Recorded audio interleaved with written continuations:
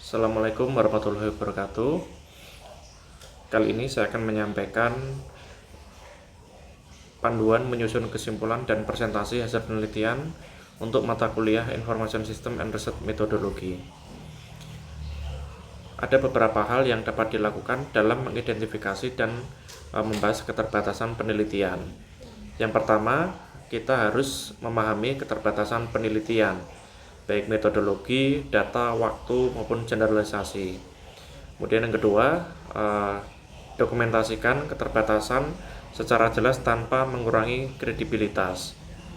Yang ketiga, hubungkan keterbatasan tersebut dengan peluang penelitian selanjutnya. Ada keterbatasan dalam penelitian, antara lain metodologi, yaitu keterbatasan dalam pendekatan yang digunakan. Kemudian ada juga keterbatasan data, yaitu keterbatasan dalam jumlah atau representasi data yang dimiliki. Yang ketiga, keterbatasan waktu dan sumber daya. Hal ini yaitu studi dalam periode singkat atau keterbatasan biaya dalam melakukan sebuah penelitian. Dan yang terakhir adalah generalisasi, yaitu temuan yang mungkin tidak berlaku di semua konteks. Nah, bagaimana merumuskan saran untuk penelitian selanjutnya? Yang pertama, kita dapat mengidentifikasi aspek yang masih terbuka atau belum terjawab. Kemudian kedua, usulkan metode atau pendekatan alternatif yang bisa dilakukan.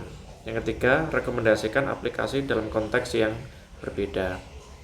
Ada contoh dalam saran penelitian, misalkan penelitian yang saat ini berfokus pada optimasi rute pengiriman dengan machine learning, maka untuk studi selanjutnya kita dapat memberikan saran, yaitu dapat untuk menguji pendekatan yang sama dalam konteks misalkan rantau pasok, farmasi, atau yang lainnya dengan alternatif metodologi, misalkan kombinasi antara pendekatan kuantitatif dan kualitatif.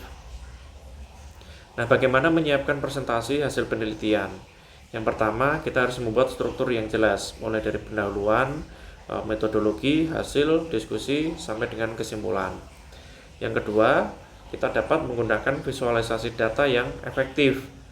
Dan yang ketiga, pastikan kejelasan, koherensi, dan narasi yang menarik untuk dapat menghasilkan presentasi yang baik. Bagaimana struktur presentasi yang efektif? Nah, yang pertama, bagian pendahuluan mungkin kita dapat memberikan penjelasan terkait dengan latar belakang, tujuan, dan pertanyaan dalam penelitian. Kemudian bagian kedua yaitu metodologi, yaitu teknik pengumpulan dan analisa data.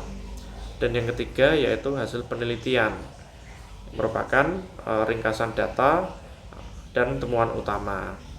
Yang keempat, diskusi atau pembahasan, yaitu implikasi hasil ataupun keterbatasan dan interpretasi. Dan bagian kelima adalah kesimpulan dan saran, yaitu ringkasan dan rekomendasi untuk penelitian yang akan datang. Nah, bagaimana tip presentasi yang menarik? Ya, mungkin pertama kita dapat menggunakan storytelling untuk menjelaskan masalah dan solusi yang kita sampaikan dalam sebuah penelitian. Kemudian kedua, kita dapat menghindari teks secara berlebihan, ya, mungkin dengan bisa menggunakan pointer-pointer utama dalam penelitian. Yang ketiga, kita mungkin dapat melakukan latihan presentasi dan menyiapkan jawaban untuk pertanyaan dari audiens. Nah, kesimpulan dari apa yang saya sampaikan di atas, yaitu dalam sebuah penelitian, ya, kita perlu mengidentifikasi keterbatasan, ya, untuk meningkatkan transparansi dalam penelitian. Kemudian kita juga dapat merumuskan saran penelitian yang relevan dan aplikatif.